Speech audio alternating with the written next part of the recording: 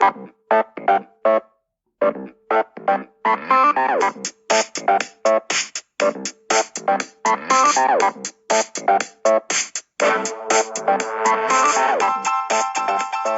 to Different Gravy, not just another Sheffield Wednesday podcast. I'm one of the hosts, Richard Miller, and our co-host, who, to cleanse his soul of the robbery on Friday night, spat out his Barra-Breath, he's ripped the slate off his roof, he's burnt all of his gawky zygotic monkey records, sworn off leaks, and bit the head off some daffodils. Dr. Lukey Luke Gledall. How are you doing today, Luke? I'm good. How about yourself, Rich? I'm good. Yeah. I've had a full weekend. I didn't see the match live because I was a concert goer on Friday night, but I recorded it and watched it back. If we got tonked, I don't know if I would have gone through those steps, but it was an intriguing match actually to watch through. So I'm glad I did, and it means I can take a full part in today's episode. So yeah, you've had a full week. Yeah. Sorry. God, wow. I just it's been such a full week that I'm so slow to the question of. So you've had a full week. Yeah, I've been doing well. I have new employment on the personal news, so I'm pretty excited about that. And I'm generally all right. And it's not got that cold yet in Calgary. Very good indeed. So we're moving straight past the breaking hoo-hoos. There's been absolutely zero events happened in the world of Sheffield Wednesday this week. Not a one. As is prone to usually happen in an international break, let's be honest. Exactly, yeah. So we'll do our usual kind of little look ahead. We've got a full week because 2 home matches on the bounce. The first one on Tuesday night is against a resurgent Stoke City. They're still managed by Nathan Jones, is that the case? Yes, they are, yeah. Despite some people said he's sacked, I don't know. He seems to still be there. He's definitely there. Yeah. They've had 2 good wins on the bounce. Just beat Fulham at the weekend, and prior to that, beat Swansea away from home as well. So 2 pretty good scalps for them on the bounce. Hopefully we'll be able to dissuade them of this little run of form and put them back to their losing ways that they were in the midst of previously. Let's hoping. I had a bizarre thing. I was at the concert there was somebody in a Stoke shirt and I spoke to him afterwards. He had Ryan Shawcross on the back of his shirt, and Ryan Shawcross went to my school. So I sort of said, "Oh, do you know, I actually went to school with Ryan Shawcross. It's one of my very few claims to fame. It's not the sort of school where famous people come from." And he was on a sort of football-y trip over from South Korea. So just trying to see as many football games as possible. So he'd been to see Arsenal. He'd been to see Stoke. So he's a massive Stoke City fan all the way from South Korea. And Ryan Shawcross is his favourite player. That's a bizarre life. What do you think was appealing of the no-nonsense, direct, hardman, fuggery football of Tony Pulis era Stoke City in the Premier League that really appealed to someone from South Korea? Yeah, maybe a sort of rugged functionality that just sort of appealed to one of the more effective countries on earth. I don't know.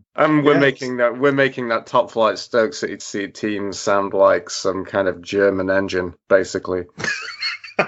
Well, just absolutely no chaff, was there? There's no room for joy or skill. Just pure, A to B, might get a C, and let's just keep doing A to B. Rory Delorme doing his arm punting of the ball onto strikers' heads, onto your man Sadabi's heads and stuff like this, and all those players. Yes, wearing away his the shoulder sockets away to just little nubs. Sad story now about Rory Delorme is he actually has no use of his arms anymore, but he sacrificed that for the cause. He looks back with just joy on those days. So, you pick and choose your battles in life, don't you? Indeed.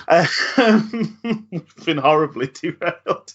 So, current Stoke City, they don't have a long throwman in their midst, as far as I know. A long throwman. Yes.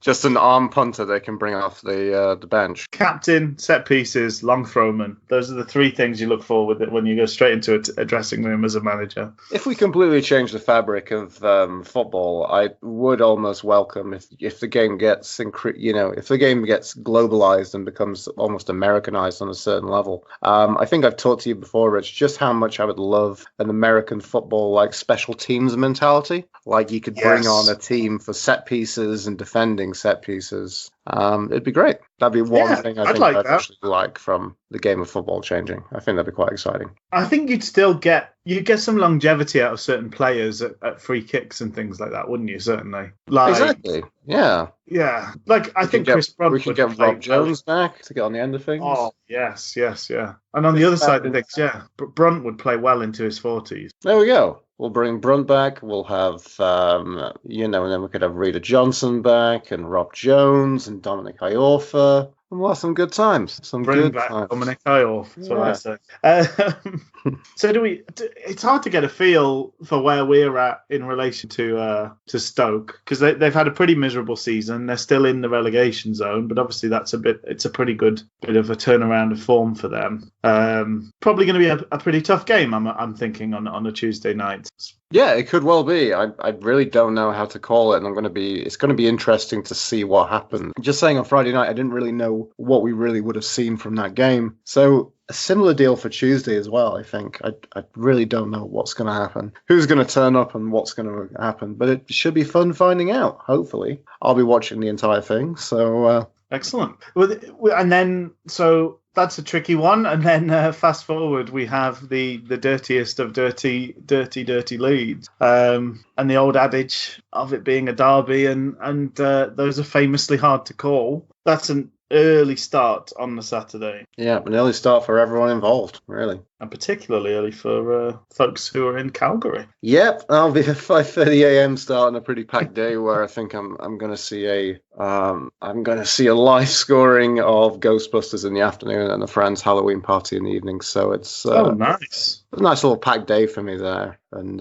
hopefully I'll be able to get up and hopefully see Wednesday do well against Leeds. I feel we're going to do better in that game than we would against Stoke on the Tuesday, weirdly. But I don't know if it's that kind of weird dynamic of tough games you're kind of a lot more prepared for and you're a lot more up for. And I think with the Gary Monk factor coming into play, coming against one of his previous managed teams, I think it's going to be a good game.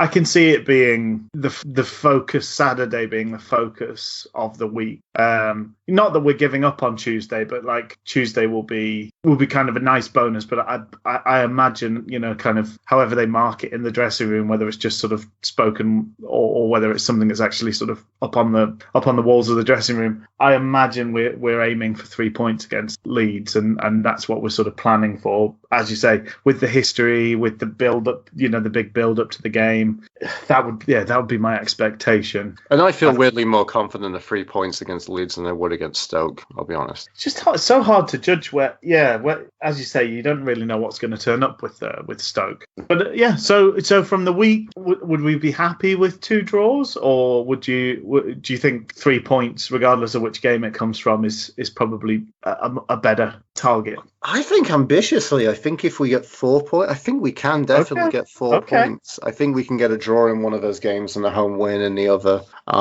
Which of those I'm going to call? I would probably say a draw against Stoke and then a win against Leeds. I think that'd be my kind of weird kind of prediction from this week coming. But it's going to be interesting to see. But I think, I feel like we need to keep a very high standard of expectations up. Yeah. And I think they're probably doing that as well, in the on the training ground and within the squad itself. So I feel good right now, even though we're coming into a very tough kind of set of fixtures. Yeah, I think as well, seeing the little bit of flexibility we have in that midfield three has made me a bit more confident about weeks like this. So I'd be very surprised if we don't see Pelupessy start one or other of the games, and that's just an injection of a bit more energy that probably we wouldn't have been able to rely upon in the sort of the weeks previous. So So yeah, those sort of things. Just I think starting to get a bit of confidence and starting to get a bit of a feel for how we'll turn up. I mean, this league famously, it's very hard to judge how other teams will line up against you, and the oft trotted out thing that everyone can beat everyone is definitely a truism. But I'm starting to feel there's a dependable level that we can expect from Wednesday, which I probably didn't think for the first month or so of the season. No, that's a very, very good point. And something we hadn't seen from those early games. I think Alan Biggs sort of said something. He's like, at the very least, he'll get the value out of the squad that's there. If we're lucky, he might be able to squeeze a bit more out of it, get that 110% sort of thing. But I am starting to feel that kind of reassurance of, okay, we've not got one of the best squads in the league. We've got one of the better 11s, I think, if they all play. But we're going to get that kind of 7, 8 out of 10 type performance from the team more often than not. And that might be enough to get us to the playoffs. It might only be enough to just fall short in the full length of a season. But it's starting to feel kind of a solid base to work from at the very least. To sort of move into the game on Friday night, that's a tricky fixture for us. We struggle to win down in Cardiff, and we've never won at their new ground. We also struggle against Neil Warnock teams. And I think we haven't really spoken about it in detail. I think we exchanged just one text about it. But my overriding feeling was a bit like the Fulham game in some ways. I feel like we did a pretty good job on Cardiff, and it's frustrating not to have come away with 3 points from it. Yeah. I think the game plan was pretty good, and I think the team sort of played it properly. And just a few frustrating things have stopped us coming away from the 3 points from a very tricky match potentially. I have a potential episode title for you, Rich. I mean, we do cherry pick some fun nuggets from the conversation. But Blueballs against the Bluebirds is probably nice. It's probably how I would do a very crass newspaper headline against the reports, and I'd probably be fired after such a line had got through. But I think it really does sum up the game pretty well. It was just a very frustrating performance, and interesting that I don't know if they made allusion on the commentary that you had, but made allusion to the last time we played Cardiff down at Cardiff, which was 2 seasons ago, where Gary Hooper took the lead for us, and then Sol Bamba equalised in the death of the game. Yeah. So very much an early lead from Wednesday, looking to see it out, get the 3 points, and then Cardiff came back and nicked something. So very much a very similar tale. Yeah, via and then a late equaliser. Yeah, via an enormous lumbering centre back in both cases. Which, yeah, exactly. It's funny. I also made a comment midway through the game, which we'll come to later, which makes a similar reference as well. I thought it was an interesting kind of series of contests here. So Josh Murphy versus Jacob Murphy. So good twin versus less good twin. Oh, well, that's a nice way. I similarly made a note. I said both Murphys awful, but ours is worst. And then, Harris up against his old employers, and us up against everyone's favourite pantomime heel, Neil Colin Warnock, or I'm now going to call him Hans Colin Gruber. Oh, dear. Only Hans Gruber didn't come back, did he? No. I guess you don't come back from falling off Nakatomi Tower, but I guess that's where the analogy ends. It's good to keep running with it, though, I think. It's just one of those things, isn't it? It might be when you actually look at the record, Warnock has not done no better or worse than any other manager against us, but I think I always count games like this are exactly like what he feeds off, as you say, like as a pantomime heel. Just to play basically terribly for about 75 minutes, somehow scrabble together a series of free kicks for 10 minutes through mostly play acting and rolling around. And then a very questionable goal out of it. And to walk away sort of patting yourself on the back for it as well. It's just all, as well. it's all so Colin. Really playing up to really hamming it up for the crowds. Yeah. Which is an interesting thing, especially when I look at a manager like Colin Warnock. You get that kind of Billy Davis mentality. And, I think I mentioned this previously, either to you or on the podcast, was that Billy Davis quote where he said, if it was a boxing match, it would have been ended early. And certain kind of quotables and things that linger in your mind that really think, are you really being serious, or are you just that deluded? Yeah. And I don't know. And I wonder how much of a quality being deluded as a football manager is. Because you have this real kind of stern, stubborn kind of mentality that just means that it kind of adds to your kind of arrogance and confidence and ability to do the job, I'll be honest. I've always wondered about whether, because I always, especially when it's an away game, I've always kind of put it down to they're playing to the audience at home. So most of the people are not at that match and therefore haven't seen what's really happened. So what they say on the radio, which then gets quoted on the BBC website and gets quoted in the local papers and whatever, actually probably has a much wider audience amongst the fans than the actual performance. So a bigger area of influence, you're saying? So you can kind of, you see, sorry, go on. I mean, in previous days when I haven't had this fantastic technology and access to watching Wednesday away and my situation being far removed from things, I'm going on people's opinions, people's narration, commentary, both audio and then also from people's, retrospective on things like Al's Talk and other messenger boards. And then you're relying on this kind of post-match interview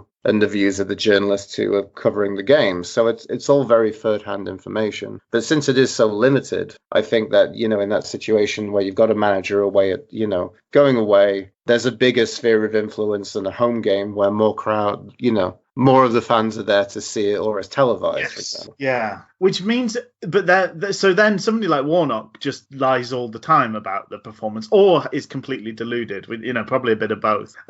So that doesn't really answer it there. But yeah, I've just sort of long thought we see it all the time at Hillsborough. So I don't know, somebody like Wigan turns up and there's about 100 fans there. So it's less than 1% of what actually goes to see them on a home game. So you turning up and saying, it was a real, hard fought game and the keeper's not had a save to make, even though you've lost 3-1 or whatever.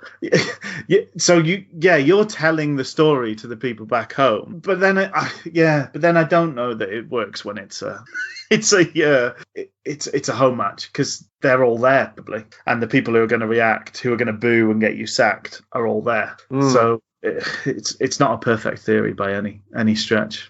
And for somebody like Warnock, he's also winding us up. That's something he enjoys doing. Exactly. It's that whole kind of pantomime heel, mentality, that villain again. It's very much, he just plays to the audience and he just play up that. He does a fantastic job of doing that. I think you can definitely say that's one of the top performing things he's done in his managerial career from a Wednesday perspective. Oh yeah, he's got 100% success rate of winding us up.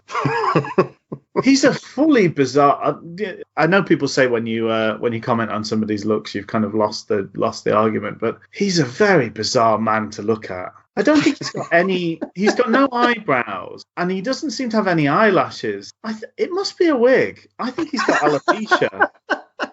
He's a really odd chap, but anyway, he's a very strange gentleman. He keeps going. He's the old warhorse, venerable old warhorse of the English Managers Club. He is the most exalted Sunday League manager I think there's ever been. Plus, he does everyone's feet still, doesn't he? He does what, sorry? He's a qualified chiropodist or podiatrist, as you might call them over there, and still does a lot of the work for the players. Like he'll sorts out their toenails and things like that. I just imagine that's such a bizarre thing where he's probably completely screamed till he's blue in the face at you on a Saturday. And then Monday, he's just touching up your big toenail, making sure it's not going to get ingrown or whatever. So it is kind of miraculous that he's still kind of in the game and still plying his trade. I mean, it really feels like he's a manager who is just from a different time. Yes, certainly is. And I mean, in a certain way, I mean, it does feed and add to the nature of the character of who he is, which... Sorry, I'm struggling for a second here, which, kind of adds to his whole kind of legend in a sense, And Yeah. it's like there's no one else like him and no one else kind of already kind of plying his trade. We feel like those people from a different time are slowly exiting the mentality of football, but he's really hanging in there by his fingernails, kicking and screaming the entire time. I think, correct me if I'm wrong, he'd retired before he took the Cardiff job, didn't he? He came out of retirement to take that job. So this is him. But how much of that is genuine retirement? How much of that's kind of a Harry Redknapp one last job? You know, the kind of some kind of cash hungry expendables. But I think, to be fair to Warnock, I think his reputation is fairly well earned. I mean, Bruce has this reputation of being a guy to get you out of, promotion specialist. But he spends an awful lot of money to make that happen every time.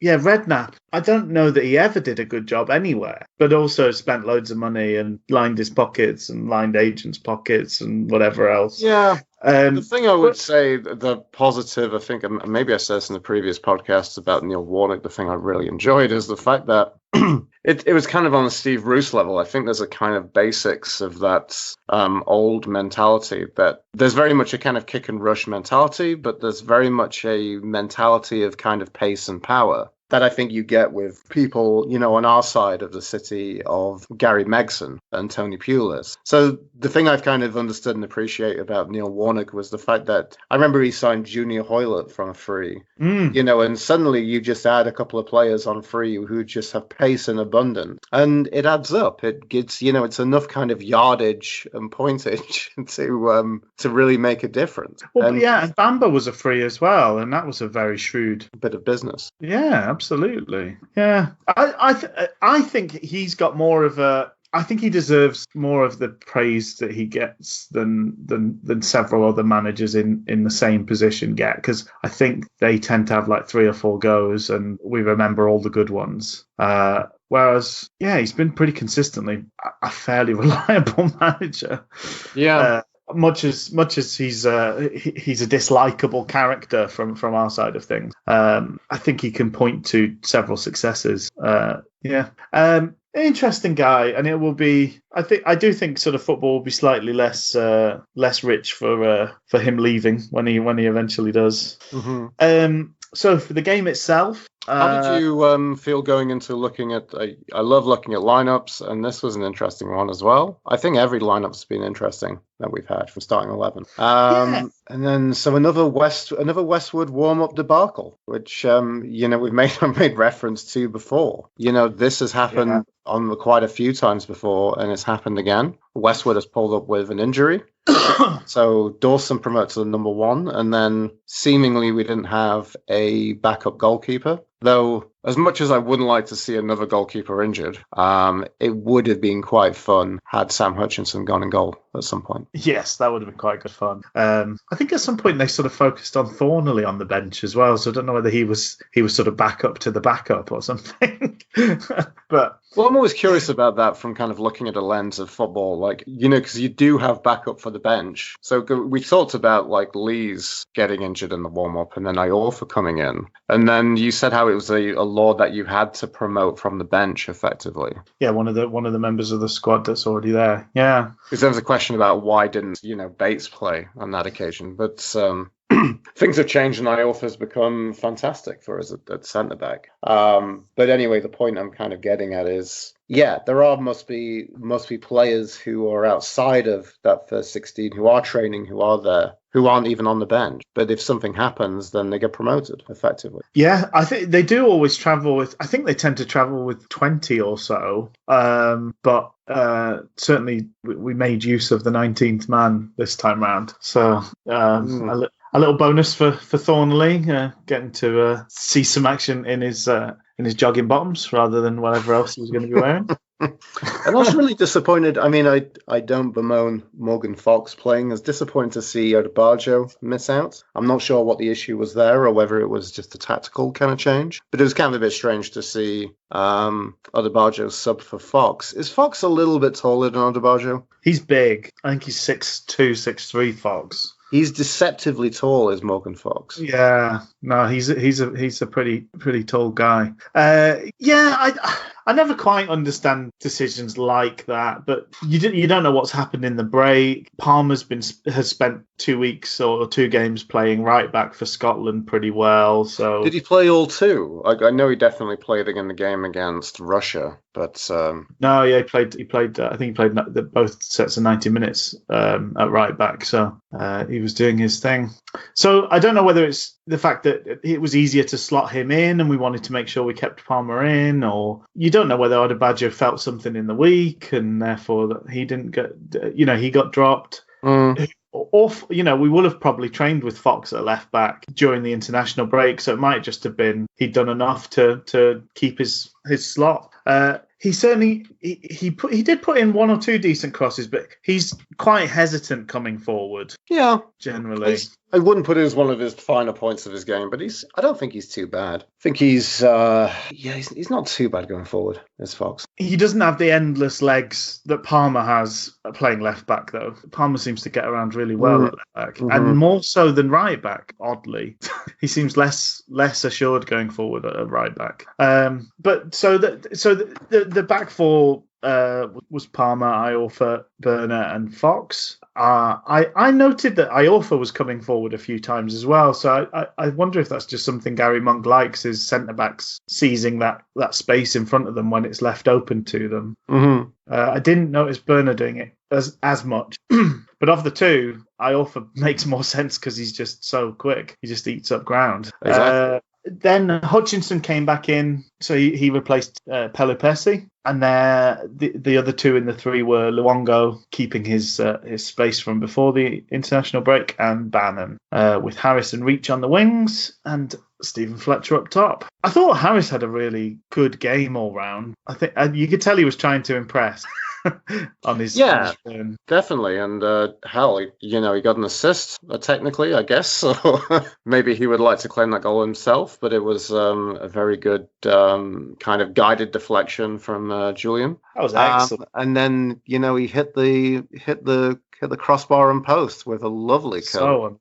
So a little bit unfortunate for him. I was a little bit disappointed for him that he didn't manage to get on the score sheet or make an impact in the game. And all that despite the fact that Peltier was just kicking him up in the air constantly. I think I counted 3 fouls in the first 12 minutes from Peltier, and then he absolutely went in on him on one. That was the one that, Bannon was then saying, why on earth is he not getting a yellow for it? The 1.5 hour mark where I said that he should have had a yellow all day. That was just ridiculous. Unfortunately, again, I think poor work from the officials all the way through the game. There was quite a few questionable decisions. I mean, we've come out with something like double the fouls of Cardiff at 22 or something like that, which is an insane number. And it was not...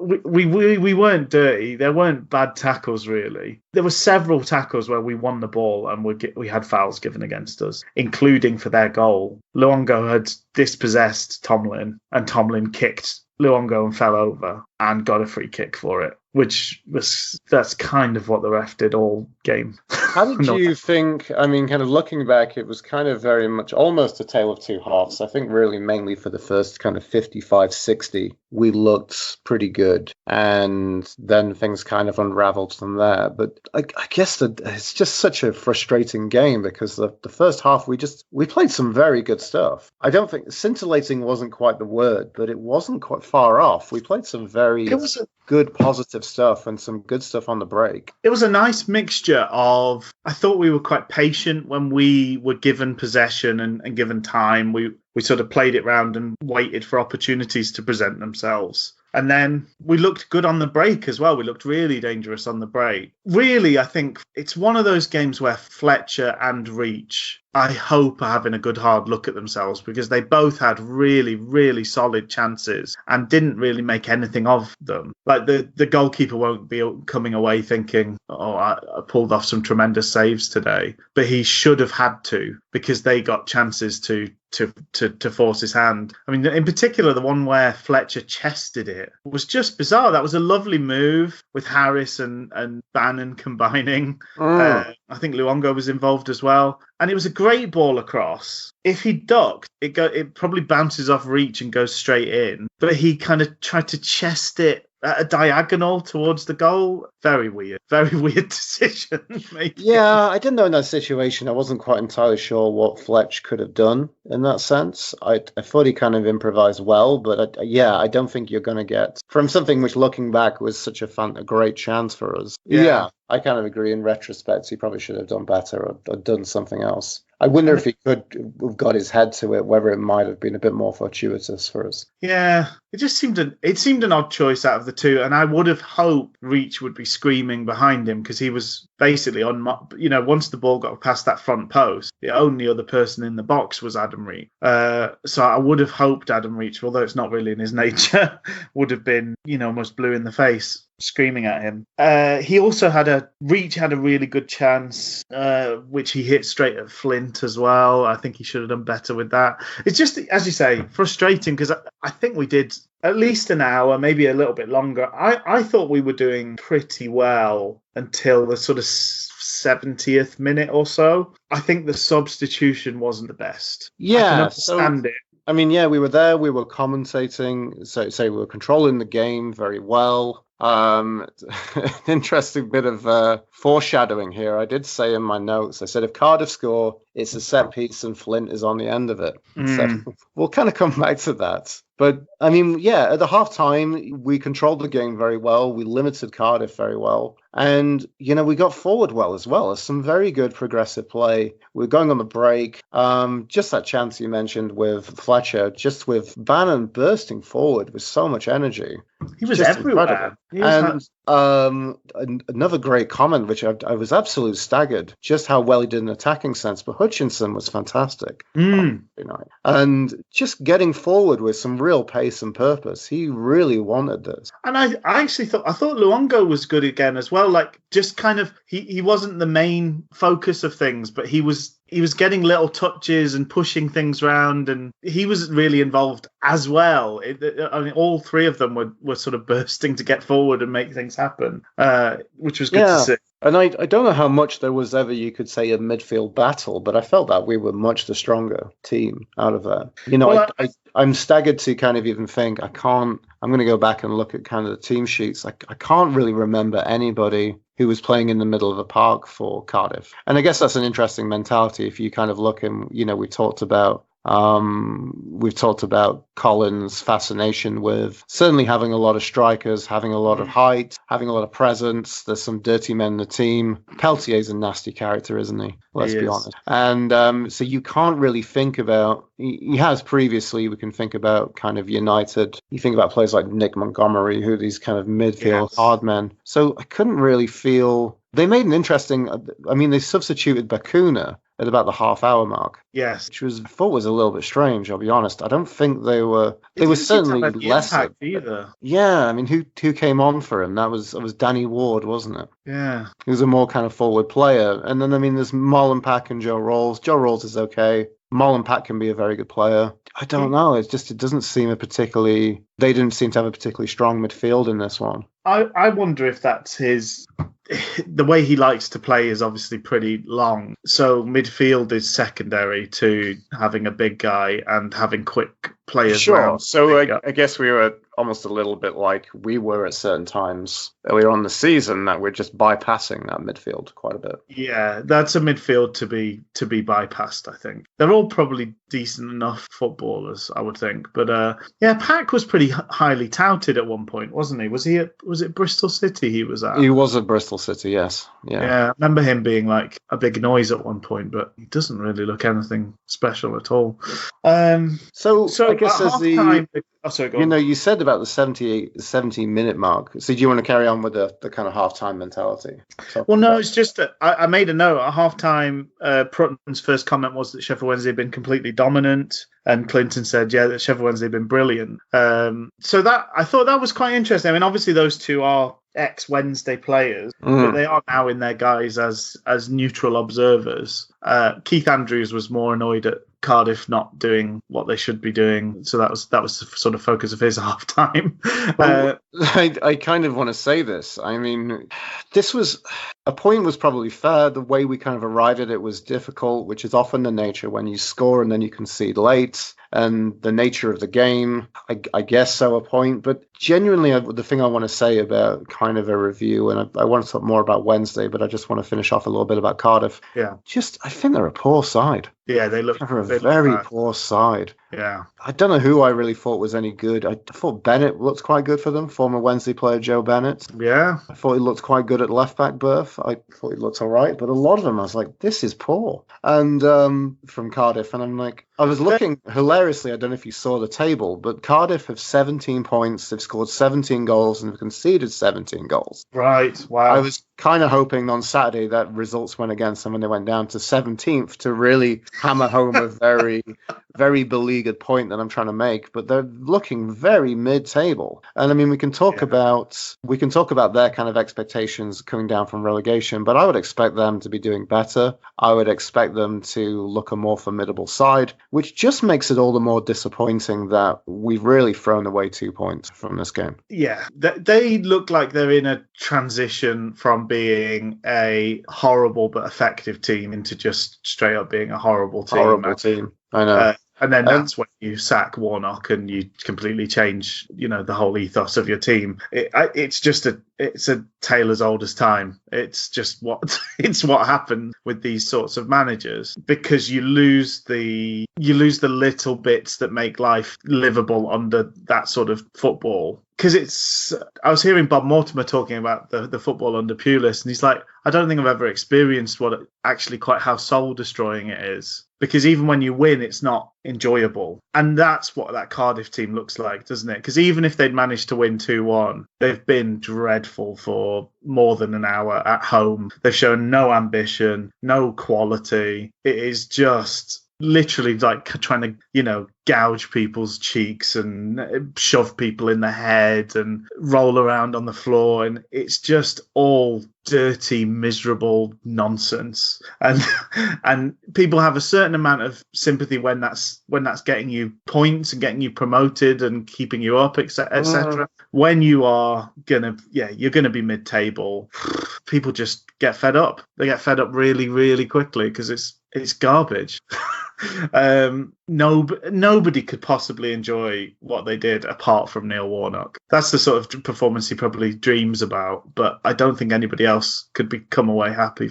Maybe Aidan Flint. Aidan Flint looks like the sort of man that enjoys that kind of performance. I think he's probably been a brilliant signing for them, because I feel that he kind of fits in. I think he's one of those players with a bit of nasty and a bit of needle to him. Yeah, like a man purely formed out of knees and elbows. Exactly. And you join like a cast of characters such as Lee Peltier, who's dirty, Lee Tomlin, who he just looks like a real prick of a human being. Well, did you see he sort of like shoved Burner in the head at one point as well? I saw that, yeah. Just all that sort of stuff is just... And just this kind of blatant kind of coming into... Well, let's talk about... So you set up to the 70-minute mark, and I think one of the criticisms of kind of Monk's approach to this was the substitutions. It was deeply pragmatic, that substitution, wasn't it? It was, and I can see why, but I think on another element, I can kind of appreciate the reasons why substitutions was made. It didn't work in the slightest. And presumably Bannon was feeling something, or he's struggled in the week, or we were protecting him because we've got another 2 games to come. Because I don't think Bannon, even if you're making your pragmatic decision, Bannon's probably not the one that's going to come off. With the mentality that basically, I mean, as I said earlier, my Freddie foreshadowing in this, it looked like it was going to be something they'd get from a set piece. And it looked like they'd use the kind of power and pace and height, the sheer giganticism of Aidan Flint on the end of it. So I could see probably the mentality of think, let's bring Nuyu on to kind of defend those and also kind of attack and kind of maybe mix and kind of cause some headaches up front. It just, we never saw that. Well, he sort of went one for one with Flint, didn't he? Because we were in a position where Cardiff were just launching it. Every opportunity they got, even if it was in their own half, it was launched straight to Flint. And he's got that kind of physical presence that you just can't do anything about it. So we were having to let him win the first header and react to the second ball. So I think putting Nuyu on gave us somebody just as tall as Flint. And I think actually probably there was less issues after that point. I can't remember when Flint had his chance because he hit the post at one point, but I think that was before Nuyu came on. I don't have a problem with Nuyu being the change. I think taking Bannon off for Nuyu was a bad choice because it left a hole in terms of energy and creativity. And bringing Murphy on. Again, the theory of it is, well, Harris has run his race, so you bring on some more legs and you keep that threat in behind. But Murphy is just... There's so little to his game at the moment. There was a point where he could have just... There was the whole half of the pitch was behind his man, and he didn't run past him. The sort of tame foul he gave away after the goal is just so kind of symptomatic of how he's playing at the moment. There's just... I don't know whether it's a confidence thing. I don't know whether he's just not that good. I don't know what it is, but he just...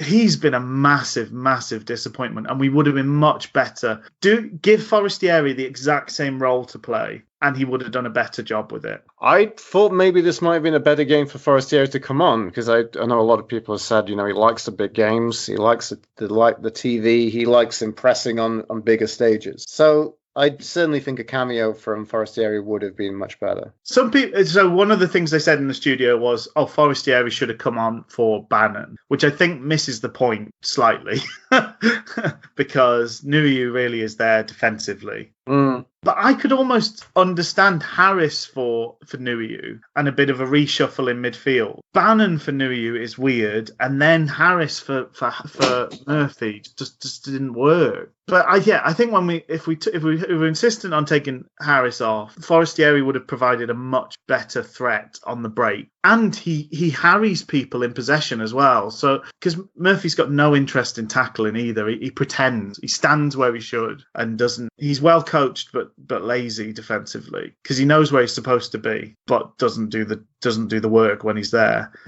Those were bad substitutions. That said, I don't think they were at fault for the goal. I think poor officiating and a bit of naivety is the reason they scored, because they didn't have a shot on target till after the hour mark. We did a number on them. It's another frustrating. I know.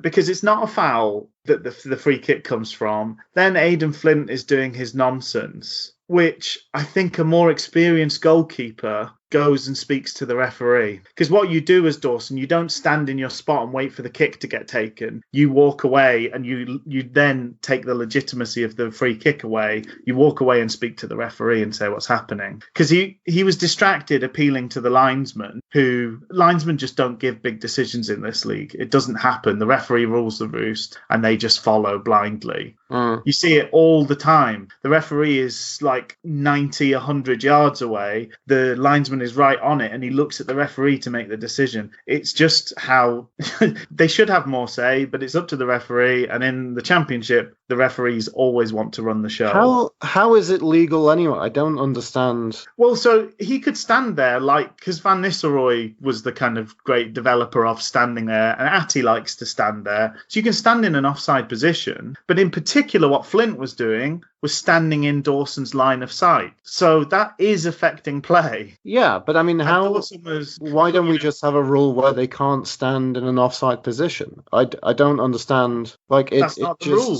That's not the rule. And that's not the rule, but it should be the rule. And I feel like that was previously the rule. But what he did within the rules is not allowed. But I don't think the ref can see it. The ref can't see it, which is a hilarious thing. The linesman didn't react properly. We can all see it. Everyone can see it. Dawson can clearly see it because Dawson can't see anything else. That's where I genuinely think someone with a bit more nous and confident, Westwood, I think he sort of goes and speaks to the referee. He doesn't let that free kick happen when he's out of position. I reckon what happens is they take a free kick into an empty net and then they have to take it again. Yeah. If it's a more experienced goalkeeper. It's just staggering gamesmanship. Yeah. It's just so blatant. It's not even like the little needles and the push in the heads. The things where, like, we see it, the cameras see it, everybody sees it, but it's not that pronounced. But you're expecting a guy to make a big call who all game has gone with the home team on any 50-50. It's just not going to happen. Yeah. Which is where you have to take it out of their hands.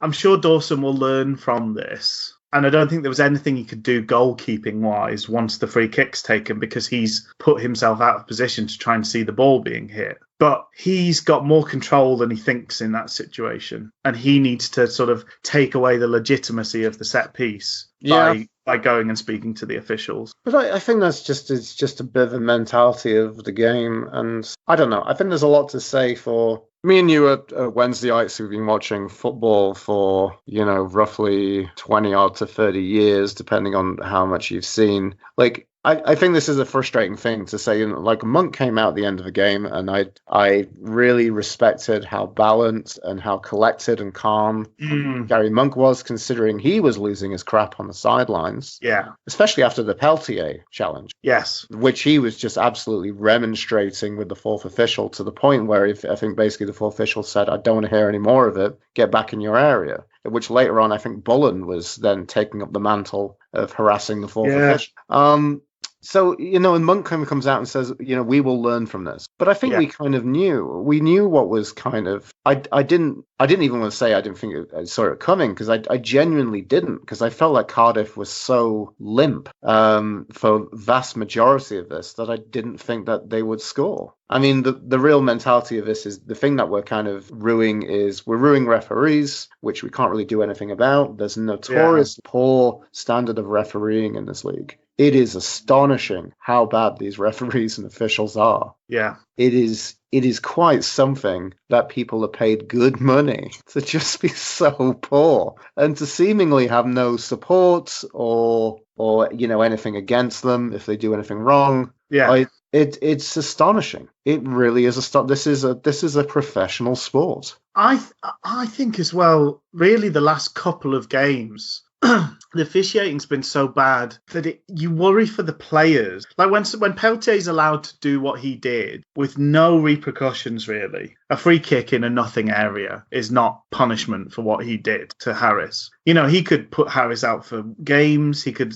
have missed huge chunks of the season because it was such a poor challenge. When you don't punish players for these sorts of things, that feeds into the game. Like, you got to, as a referee, it's not just about kind of keeping a standard, but it's also you've got a job there to look after the players. And particularly the rules of the game are supposed to be skewed towards creative players. So when somebody is working creatively, they're supposed to get the balance of the sort of, the 50-50s and the benefit of the doubt. But it just doesn't seem to be the case recently. And the last couple of games, I've thought this could get so out of hand because you've not dealt with big challenges early doors. So somebody goes in, does an absolute crunching tackle. They're expecting a yellow card. They don't get it. Well, that's carte blanche. Oh, yeah. Well, that's great. I could do whatever I like, basically.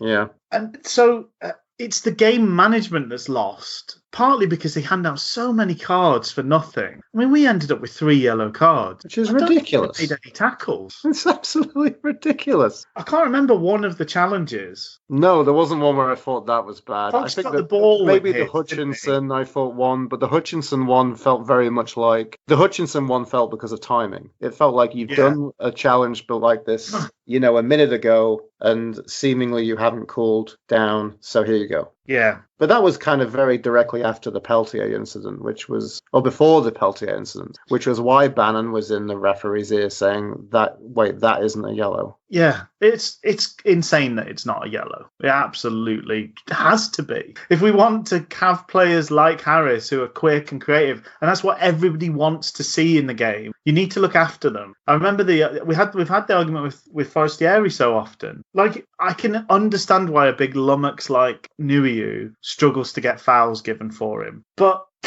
Harris and Forestieri are exactly the sort of players we should be protecting. Well, that was the fun thing with, I don't know if you had it on your commentary. So we get basically the same feed. I just get different commentary. I just have one commentator. I don't know who it was.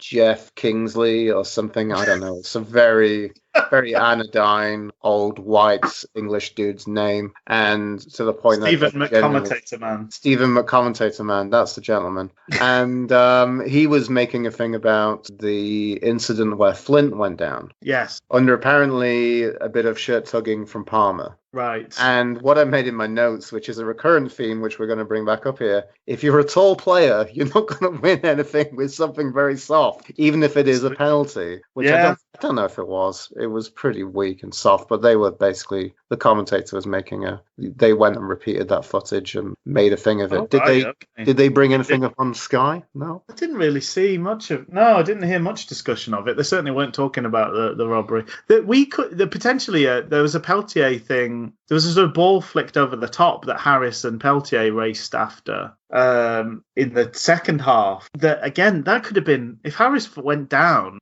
should have really been a penalty, because even though it was a nothing ball, they were just sort of chasing it to the corner flag. Peltier had a full handful of Harris's shirt the whole way along. And again, neither of the officials spotted anything. He just gets applauded and sent on his way. Desperately poor officiating. Dawson pulled off a really good save. Well, there was the one from Flint that happened to be offside, but neither of them knew that, and he made a great save. And I was going to say, I felt he made a great save, but they didn't kind of bring it up. I think the only thing they said was from my kind of end of my commentary was, Flint, how did Flint not score that? But that made it sound like Flint put it over the bar. But I'm like, no, that was actually a good save from Dawson. Exactly. He got his positioning right, and he made himself big. And the stop he did before that, was it White, I think? Or was it, there was a Cardiff, that was a really good centre mid who absolutely cracked one on the volley, which was low, which Dawson did incredibly well to get down and make a good stop. He did. I feel for Dawson because obviously he didn't know he was going to be playing, so that's always a bit of a weird situation to drop into, although for him, it's becoming a fairly regular occurrence. And by and large, I think he had he did fine.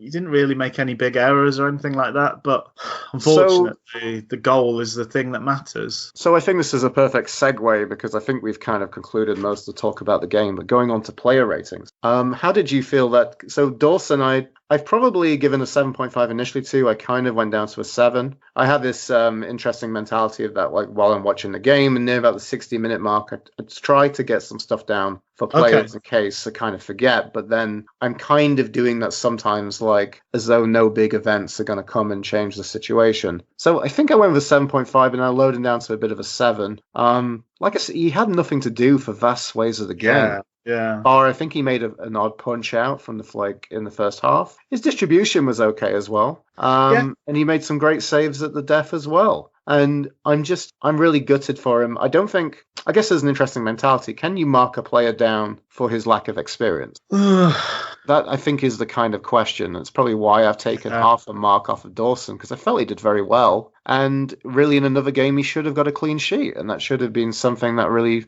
would kind of boost his young career, as he's still something like early 20s, 22 or something at this point, I think. Yeah. I think there's two things. There's two ways he could have dealt with the situation better than he did. So I think whether you put that down to experience or whatever, I think it's fair to knock him down half a mark for it. Because I think one thing you do is you just ignore it and you try and save the shot that comes over the wall. You don't let it bother you at all. Or the other is you take a more active approach and try and change the situation. I mean, this is the thing with young players, and I guess this is a really interesting point that you've brought up. I mean, this is a really rare occurrence, but it's kind of combating and going against the level of gamesmanship that you have to develop a character that I guess you only can really do with experience. So you hope a player like Dawson can develop that with experience. I thought it was really interesting you brought up, and I completely agree with you that in Westwood, in that situation, he would have let everybody know about that. Yeah, he would have been screaming. We would have heard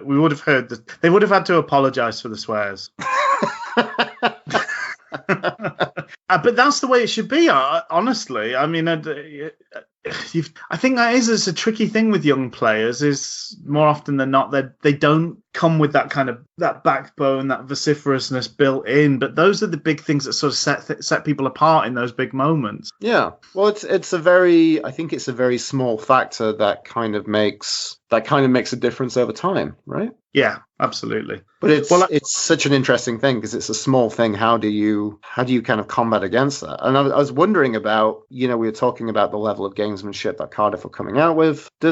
Are you blowing things out of control if, for example, who did Tomlin kind of put? It was Burner, isn't it? Yeah. Tomlin pushed Burner in the face. What if Burner went down like a sack of potatoes, holding his face, writhing around on the ground? Like, there's an interesting thing to say, that is terrible. You shouldn't be doing that. But unfortunately, there's a little bit of sometimes amplifying the things that happen on the pitch. Yeah. Of which players do dive around and win things. But often, unfortunately, it's because, X player did something to provoke that. And referees aren't good enough.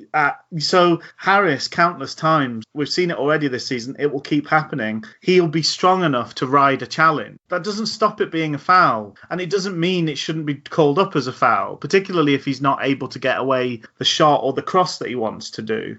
So you never ever get rewarded for being strong. Never. The ref, I mean, you can probably count on one hand the amount of times in a whole season where a referee will blow up the whistle for a player that stayed on his feet and tried to take the opportunity presented to him but failed because of the illegal intervention in their gate. It never happens, even at the top level. We talked about backbone. I mean, it increasingly seems that like referees don't really want to make any big calls. They don't really want to do much, I'll be honest. No. I do wonder a little bit if it's one of these things that you never see your own team doing it.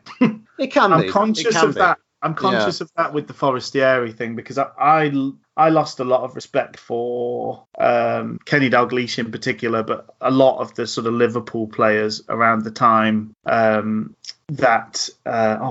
forgotten his name. Little goofy striker for Barcelona. Oh, Luis Suarez.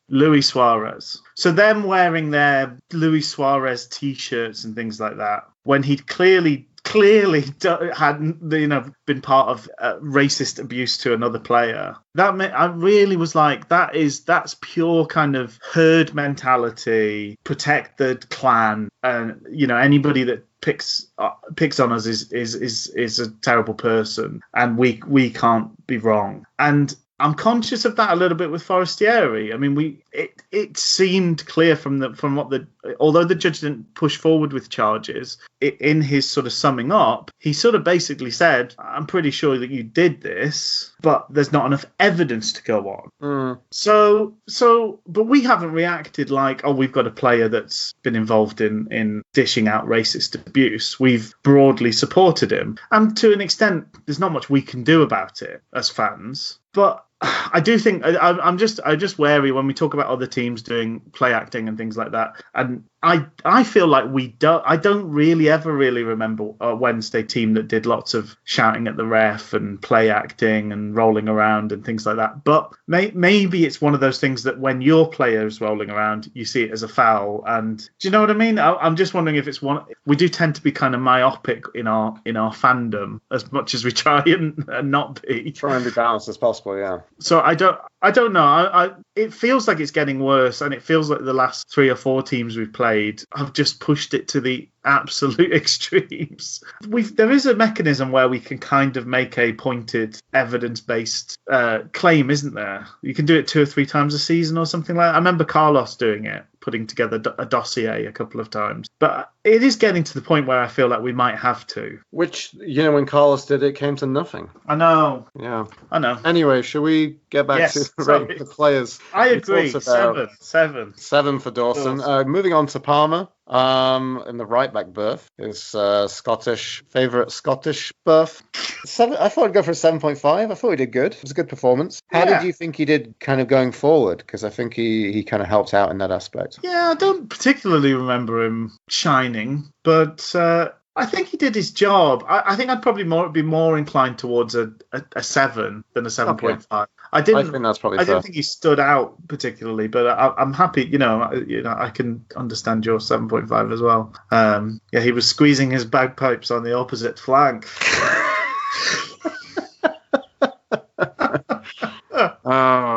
What about Big Dom? Dominic Big Dom. 7.5. I thought he did well. I loved he had a nice marauding run in the first half, which he picked out on as well. And then the second half, I'll definitely on his highlight reel is that lovely diving defensive header he had. Yes. That was a fantastic piece of commitment, I thought. Really good. At what stage do we start to get a bit conspiracy theory-ish about Tom Lees' injury? It's a bit of a speculative out there, but it really is. It's so speculative. It's kind of caught me unawares. I don't know. I genuinely thought Lees was injured, and I don't know when we're next going to see him, unless one of these players picks up a knock or a bit of squad rotation, or I don't think even Burner's that close to a yellow card suspension. He's not been racking up the yellows like Hutchins has. Okay, right. So Burner's going to be the next one who probably will miss out. So then we'll probably see some change. I don't know how I feel about Niall and Lee's centre-back pairing. I don't know how I feel about a centre-back pairing without Burner, I'll be honest. That's probably number one on the defensive team sheet, I think, really. There's maybe nothing there, but it's one of those things, it's now probably we're getting on for 8 or 9 weeks where Lees has been training with the team and nearly there. And he's not been fit enough to even make the bench, apparently, within all that. And then, but as you sort of say, I don't even know if Tom Lees was fully fit. I don't know that I would pick him ahead of Iorfa at the moment. Well, I mean, this is the interesting thing is that we've had a little bit of change and a bit of shuffling with the squad, which is fantastic. And, we've been kind of reviving and rejuvenating this squad in the starting 11. So Lees has been number one on the team sheet for so long. Yeah. That it's refreshing that we have this dilemma now, that we have 2 players doing better than him in Iorfa and Burner. Yeah, absolutely. It's just an interesting sort of, I think, I don't know where I saw it, but I saw somebody make the comment that I wonder if what's wrong with Tom Lees is that Iorfa is playing better than him in his position. So it just made me sort of think it has been a long time of him being on the cusp and not quite there. But as I say, probably nothing there at all. I tend to agree. I think 7.5's a good score for him. I'm just really enjoying. I like the way he plays centre back. It's very, very different to how Tom Lees plays centre back. And I like the pace and physicality that he brings to it. He seemed to sort of follow Glatzel everywhere yesterday. He was popping up at left back, right back, both sides of centre back. So, but he's got the mobility to do that. So what about Julian Burner? First Sheffield Wednesday goal for Julian Burner. And it was funny kind of watching at the time. You think it took a deflection, in the heat of the moment. And then you kind of watch it back and you're like, it's actually a really good finish. It's a really good finish. It's just the control and a player a shot getting whipped in from Kadeem Harris with some real pace. So just kind of guide that in. It's just lovely. And apparently that's, I think it's something like his 27th or 28th career goal. Well, we looked at it because he's got a decent scoring record. I remember when before he played his first game, we were looking at him amongst the summer signings, and he had a pretty good. He had a rate of like something like a goal every 8 games or something like that. It's which about for a that, yeah. Tremendous. Yeah. So he's a bit behind the time, so we can expect another one in the week, hopefully. But I don't think many people will have had him down to score it with his right foot from open play. Good on him. Yeah, he took it so well. It was really, really good. So score wise, I think probably 8. I think we're giving him an 8 as well. That's why I had him as well. I said gets an 8 for the goal. I mean, such a consistent performer. It's interesting because it's one of those games where, although towards the end of the match we had to do some defending, it rarely actually got to the centre-backs. We generally managed to stop them before they got anywhere near our box. So they kind of had a lighter day, Iorfa and Burner, in some ways, because Hutch and Luongo were stopping them before they got there. and the only thing they had were those set pieces, which obviously they both had to work hard to clear. But yeah, grabbing the goal, so good. I'm a little bit disappointed he didn't go absolutely like Timur Kadspaya crazy when he scored. I was sort of hoping that would be. Just like picking a fight with the first 6 rows, kicking in the advertising hoarding stuff. But I'll let him off. Sam Hutchinson. What about Morgan Fox? Oh, sorry. Oh, the unforgettable Morgan Fox. Sorry about that. Everyone's favourite Wednesday cricket enthusiast, Morgan Fox. He just loves them insects. All his fellow foxes are rumbling through the trash, the garbage, for some previous KFC bones, but he likes the crickets. It was a now standard Morgan Fox performance, wasn't it? Really, didn't do anything wrong, didn't do much, didn't stand out particularly, but that's maybe all right. He did a great tackle at the 78-minute mark. I made a note. Some good touches going forward. I thought he was comfortable. He went for crossing. He had a good crossing in the second half, didn't he? I think. Yeah, which again it got pretty short shrift from the folks in the box, but that was a bit of a factor on the day, really. Yeah, I think 7's probably fair for him. Yeah. Okay. So sorry for jumping the gun, but Sam Hutchinson. And I would applaud you jumping the gun because Sam Hutchinson, he was my man of the match. I would give him an 8.5. Oof. He just looked something different. He was everywhere. He looked a threat going forward. He kind of rode a few challenges and just had a bit of impetus. The impetus a player like Jacob Murphy has never seen in his life.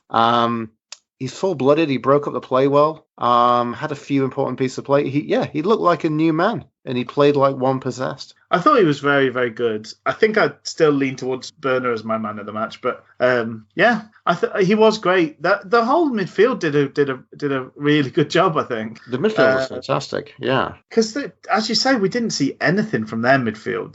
They were completely swamped. Yeah, and that's got to be credit to our guys for swamping them. The opposite of Donald Trump. They filled up the swamp. I don't know.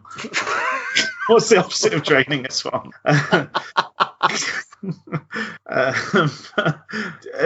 Adam Reach? You've gone with Reach. Okay. Yeah, I see what he's done. I guess the interesting thing is Hutch was pretty far forward. I'm looking at who scored, and they've got it as a 4-1-4-1. But that's I think do that. Okay, Reach. I thought he was good. Had some good energy, some good touches. Yeah, I was a little bit disappointed in Reach today. I think he had chances to have a real influence on the game and didn't make the best of them. There was a long clearance in the second half where he was kind of one-on-one with their only defender, and it was an okay first touch, but his second touch was dreadful. Just gave it straight to I think it was Morrison he was running alongside at the time.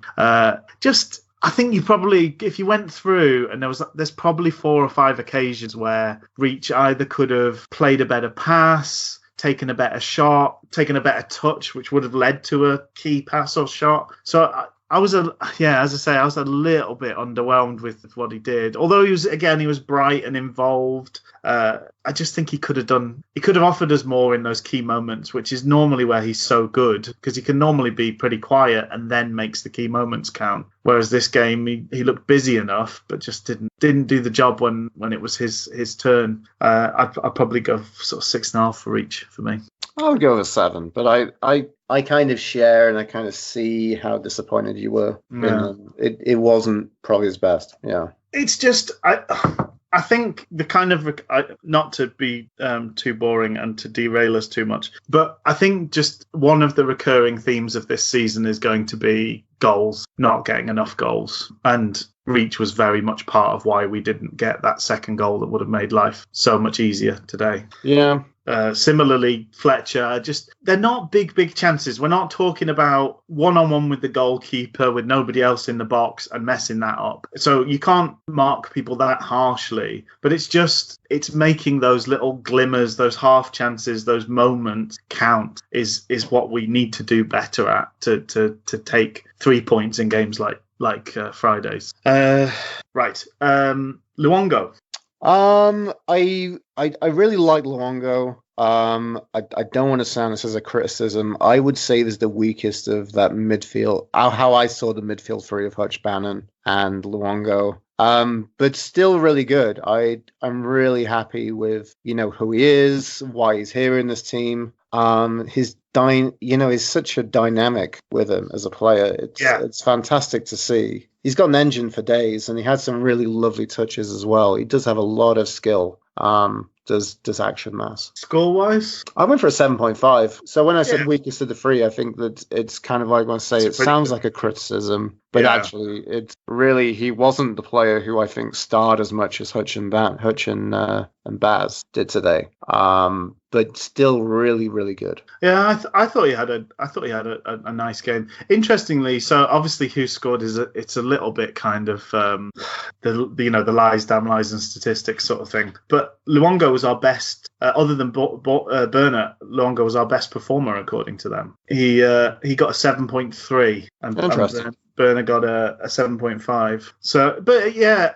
I thought he was that all three of them just were like buzzing around the ball and having a positive influence on the play, which you can't always say of Hutch and Bannon. I was impressed with all three of them. I think maybe you're right.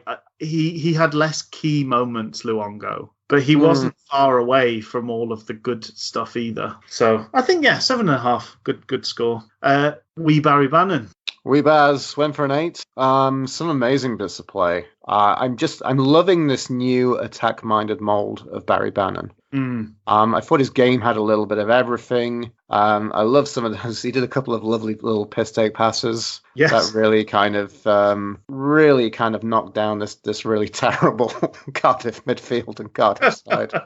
I was a little disappointed by the shot he had in the second half. I thought that could have been better, but still, I've decided to go for an 8 for Bannon. How did you feel? Yeah, I think that's probably fair. I think I'd probably lean more towards a 7.5. Maybe partly because he wasn't, obviously not his fault, but he wasn't on the pitch for kind of those key moments towards the end. So I think the other two get extra points for being there, being involved. But yeah, I'm really enjoying him with the shackles off and being allowed to shine really in the new system. It's great. It's great to see, and he's really picking up the mantle and looking fantastic. I wish we had someone as good as Gary Hooper to mop up all these lovely chances, but Fletch will get enough of them to make it all right. It's just a bit frustrating sometimes when games like Friday night, you don't get 3 or 4 chances on a plate. You get 1 or 2 half chances, and you've got to do the best with them. And he kind of had 3 efforts that were all a bit tame and disappointing at the end of the day. We'll get to him anyway after Kadeem Harris. Kadeem Harris gave a 7.5. Nearly scored twice. Yeah. Such an important player for us. I'm disappointed his free kick didn't go in. It deserved to, and he deserved to be on that score sheet. I didn't know he had that free kick in his locker. That's even more exciting, isn't it? To have a player like that who could potentially wrap his foot around one into the corner is pretty fantastic. It's a pretty great thing to have. Yeah. I really loved seeing him play today, and just kept getting like shoved and kicked and knocked down, and kept getting himself back up and doing him again 1-on-1. That was a joyous performance from Kadeem Harris, and I think 7.5 is pretty good. It's those fine margins. If one of those goals goes in, probably you're looking at Harris being man of the match, or at least very, very, very close to it. But yeah, really enjoyable to see him do his thing out on that left wing. And that takes us to Stephen Fletcher. Stephen, I don't know. I think I initially gave him a 7, but the more I'm thinking about it, I think it's more of a 6.5 from Fletcher. He was okay. Yeah. I don't know. Maybe. I think he did a lot of the... Maybe it wasn't the game for Fletcher today. It's interesting because I think it's the least... One of the early games under Monk, you were sort of talking about how shocked you were, how long we went. But one of the marked things today was how little we looked to go long. And we were quite effective when we did, but we didn't do it very often. We only really did it when there was a clear pass on. It wasn't hit and hope and have Fletcher fight it out. It's going to be hard for him up against a guy that's 6'7", and made out of mainly sort of spam and Bovril in Aidan Flint. So that's just going to make his life very difficult. He's not going to get the chance to bully him and move him around in the way that he will with most defenders. But as I say, those few moments where he sort of broke free and had those opportunities, there was two really tame shots where he had a lot of time to think about them, and he just kind of passed them to the goalkeeper. And then I admit that the chess thing is split second decision, and it's very fast moving. Yeah. But that's where you want your striker to show, and he's actually pretty good at improvising. So maybe you're right. Maybe it's the best he could have done in that situation, because if your body's not set up for a header, you might mess things up trying to make that happen. Trying to force that to happen. But it just felt like another one of these moments where if we'd done a bit better, we could have had a pretty comfortable. We could have been 2-3-0 up at half time on Friday. It's not an exaggeration. We were that much better than them. They didn't do anything in the game. We completely controlled it. So it was frustrating to just have that one, and you're always susceptible then to a bit of spawny nonsense when it's just the one goal. Because Flint hit the post, and that could have been the chance as well. That if that one had snuck in, it would have been just as undeserved, just as against the run of the whole match. But we leave ourselves open to it if we don't take those chances. Subs. So New You came on at the 73rd minute. I really can't remember New You really doing much, I'll be honest. Maybe a 6. Yeah. I think he made it a little bit more difficult for them to just, javelin it straight at Flint, which was what was starting to happen too often. But he didn't do the other bits that he was supposed to do, which was kind of hold things up and make the ball stick up front. He didn't do that well enough. So I think, I'd go along with your scoring. Murphy? Can I probably a 6 as well? I'd probably say. It's general. That's literally what you'd say that. That's what I was going. What would you rate the lesser? The lesser of two Murphys. The lesser of two Murphys. Oh, Jacob. Josh wasn't too good for Cardiff, but anyway, let's talk. No, he was really quite bad. It feels like he needs a kind of. There's so many players like him, and we've had more than enough of them on loan. But he's whatever age he is now. Is he 24, something like that? Probably, yeah. 24 years old. Okay, he's not a kid anymore. He should be starting to look like the player that it's not about potential anymore. It is just, this is what you are. And there's just so little drive and determination about him. He's so kind of, I don't know, just so lightweight and limp in possession. Yeah. I just don't know what the point of him is at the moment. And I honestly would rather him not be playing for us while he's like this. If he can sort of pull his finger out and decide that, he can be a footballer. I mean, presumably he's been good elsewhere. You don't get the move to the big club without showing some sign of something. But the guy that's come on in the last couple of games for us honestly has no place in a Sheffield Wednesday shirt. He was useless. In fact, he had a negative impact because he gave away a foul, he gave away the ball. What he contributed was less than if he hadn't come on and we'd substituted Kadeem Harris for nobody, we would have been in a better position than bringing on Jacob Murphy. And that is shameful as a football player. Yeah. I shouldn't ever be able to say that about your performance. I was a bit surprised we only made 2 substitutions. I think everybody was doing their job pretty well. I think he wouldn't have made the Bannon change if he didn't need to. Presumably Harris was starting to sort of chug a bit. I didn't notice him struggling, but there's obviously that aspect. If you've got a game Tuesday and then you've got another game on Saturday, you've got to kind of manage. There was that mentality with the Bannon substitution as well. I wondered whether you would have just gone with, we talked about that substitution already. Yeah. I wondered whether, if you're looking at it from midfield sense, I get the fact of bringing New on and what he does. Maybe I would have done that for Fletcher instead. Yes. And then if you're taking Bannon off, maybe Joey P comes in, gets some minutes. Pelupessy wouldn't have been a bad. The only thing in a game when it was starting to feel like we were giving away too many fouls around the box, he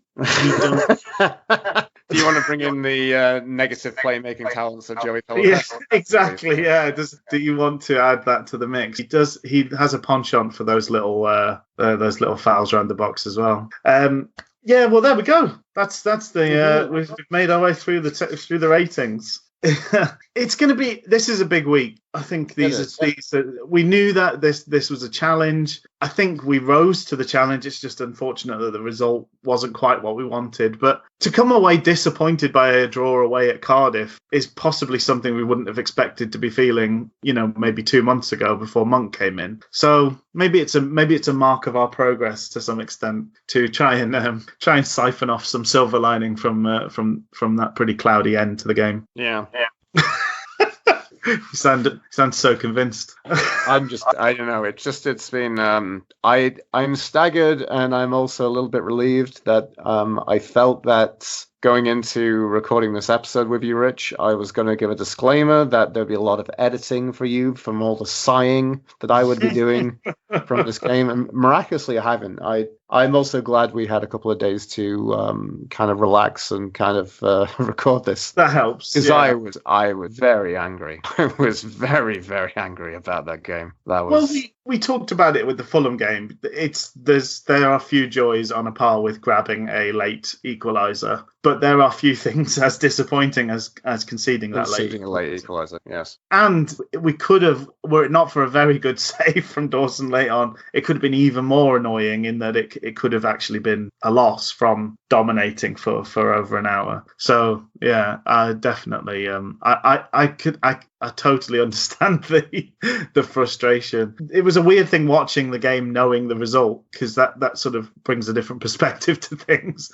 But even then I could feel the kind of movement, in the deep waters when we started giving away so many free kicks around the edge of the area. Like this is where these things start to feel ominous.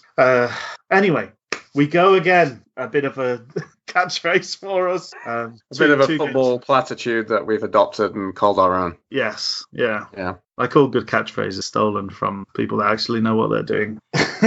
Well, I hope you have a splendid week, Luke. And I hope you too, sir. Yeah, we'll meet again on the other side of two tough games, one with Stoke City and one with Leeds United. Fun stuff. Cheerio, Luke. Have a good one, Rich. See ya.